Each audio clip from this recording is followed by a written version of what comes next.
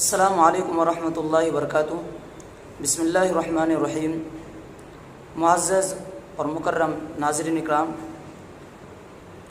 آج میں آپ کے سامنے عید الفطر اور عید الاضحیٰ کا حکم کیا ہے، یہ فرض ہے، واجب ہے یا سنت مؤکدہ ہے، اس سلسلے میں آپ کے سامنے کچھ اہم بات پیش کروں گا۔ ناظرین، واضح ہے کہ یہ جو نماز ہے، یہ کچھ لوگ اس کے بارے میں اردو کی کتاب بھی بہت عام ہو رہی ہیں اور اس میں بھی لوگ لکھ رہے ہیں، کوئی سنت، کوئی واجب، کوئی فرض، تو پڑھنے والا بالکل پریشان ہو جاتا ہے کہ آخر یہ نماز ہے کیا، فرض ہے، سنت ہے یا فرض عین ہے، فرض کفایہ ہے، وہ پریشان ہو جاتا ہے۔ دیکھیے، علماء اکرام کے درمیان اختلاف رہا ہے شروع ہی سے۔ بعض علماء اس کو فرض عین کہتے ہیں، بعض علماء اس کو فرض کفایہ کہتے ہیں، بعض علماء سنت مؤکدہ کہتے ہیں۔ لیکن جب علماء کے درمیان کسی شرعی حکم کے بارے میں اختلاف ہو تو ہمیں قرآن و حدیث کی طرف رجوع کر کے وہاں سے رہنمائی اور اصل حکم کا پتہ لگانا ہے۔ تو ہم آئیے قرآن اور حدیث کی طرف رجوع کرتے ہیں۔ قرآن میں اللہ تعالیٰ نے فرمایا فَصَلِّ لِرَبِّكَ وَانْحَرْ، یہ آیت، اس آیت سے علماء اکرام استدلال کرتے ہیں فرضیت پر، عیدین کی نماز کے فرضیت پر۔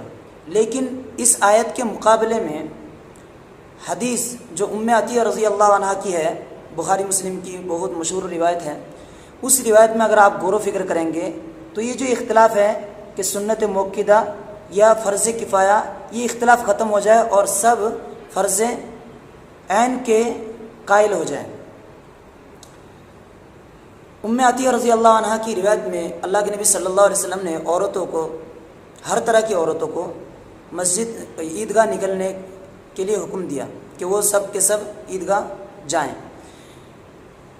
ام عطیہ رضی اللہ عنہ نے اس روایت میں، بڑی تفصیلی روایت ہے، آخر میں ام عطیہ رضی اللہ عنہ نے سوال کیا اللہ کے نبی سے کہ اللہ کے رسول، ہم میں سے بعض بہنیں ایسی ہیں، بعض عورتیں ایسی ہیں کہ ان کے پاس دوپٹہ اوڑھنی نہیں ہوتی، تو وہ کیا کریں؟ تو اللہ کے نبی صلی اللہ علیہ وسلم نے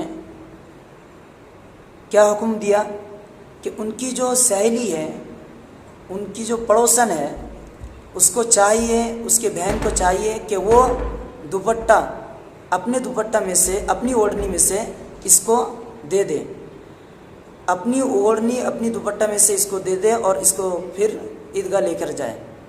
اگر یہ فرض کفایہ یا سنت مؤکدہ ہوتا تو اس عذر کے تحت اللہ کے نبی صلی اللہ علیہ وسلم کہہ دیتے کوئی بات نہیں، کوئی حرج نہیں، وہ رہ جائے، جب دوپٹہ نہیں ہے اور پردہ کرنا یہ فرض ہے تو کوئی بات نہیں، یہ رہ جائے۔ لیکن اللہ کے نبی صلی اللہ علیہ وسلم نے یہاں پہ کیا حکم دیا کہ اس کی دوسرے بہن کو چاہیے کہ وہ اپنے دوپٹہ میں سے دے اس کو جس کے پاس نہیں ہے، اور اس کو بھی لے کر جائے۔ تو اس سے پتہ چلا کہ یہ سنت بھی نہیں ہے اور فرض کفایہ بھی نہیں ہے، بلکہ فرض عین ہے۔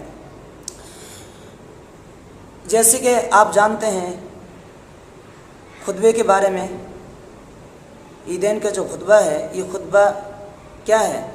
اللہ کے نبی صلی اللہ علیہ وسلم نے اس خطبے کے تعلق سے کیا فرمایا؟